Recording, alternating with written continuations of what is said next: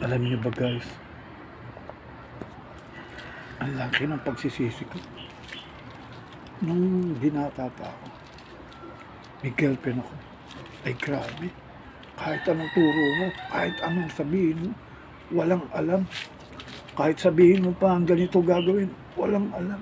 Ay grabe, nagsisi ako. Nung nakilala ko yung nanay niya, etong maganda. Tinanong ko yung nanay niya kung marunong siya. Sabi niya, oo naman. Ako nagturo dyan sa anak ko. Ay grabe. Alam mo ba, nung pinatikim ako ng nanay niya, ay grabe, tirik ang mata ko. Sobrang tirik ng mata ko. Alam niyo kung bakit? Ang husay magmasahe.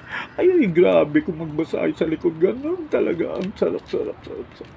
May mga pag-ganun pa. Ang sarap talaga. Kaya, yun, niwanan ko na lang yung girlfriend ko. Nanay niya na lang nagmamasahe sa akin ngayon.